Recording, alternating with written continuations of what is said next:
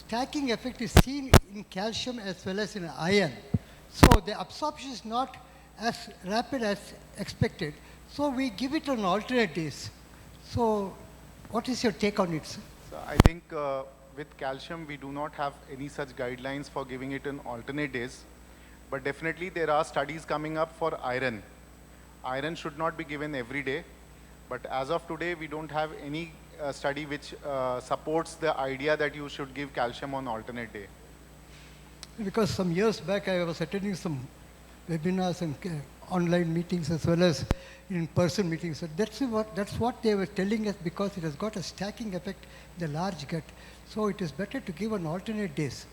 So that is why I raised up this question, because you are talking on the bone health. So dosing of calcium has always been a matter of controversy. In fact, a few people also have the concerns of calcium being given daily, and it causes increased atherosclerosis also. Then there are issues of calcium increasing in patients with cardiovascular disease who have high calcium scores also. But dietary calciums do not affect much on these aspects, sir. So whether this calcium intake daily, whether it will be contributing to the renal calculi, sir?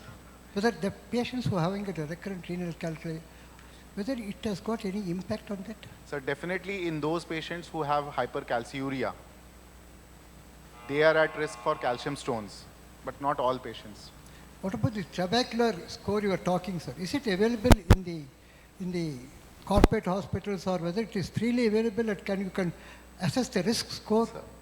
So it's readily available in most of the research institutions now, and in a few corporate hospitals also they are available, where they have dedicated setups for managing osteoporosis.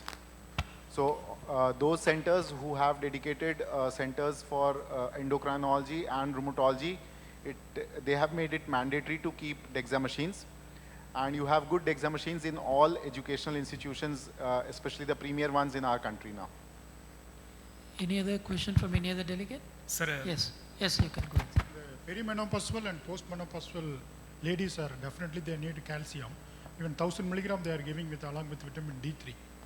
My question is, the diabetic perimenopausal and postmenopausal women, they need more calcium, or 1000 milligram is enough?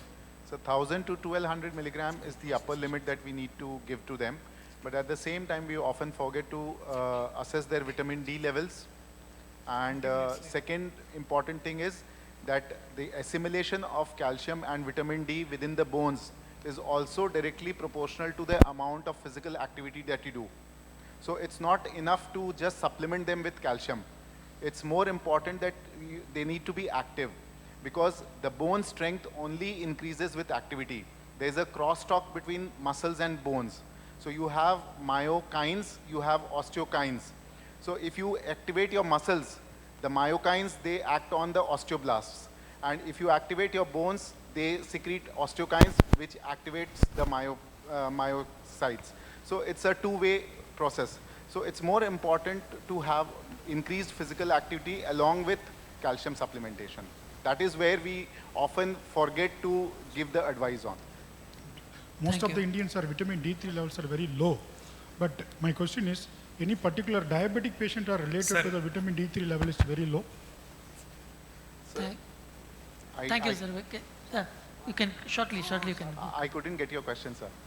Or we will Most of the Indians are vitamin D3 level is very low. The diabetic patients are vitamin D3 level is very low. Any reason behind that? Vitamin D3 level is very low in diabetic patient. Any reason behind that, particularly in diabetic patients? So there is no such definite reason for this. Thank you, sir. Anyway, thank you. On behalf of my co-chairperson, I thank both the speakers for their excellent lectures on the respective topics. And because we are already running ahead of time, yes, sir, we would like to close the session. Thank you for the organizers for the opportunity given. Thank you, sir. Thank you. Thank you both the speakers. Thank you, Chairperson. Now we will move on to the next session.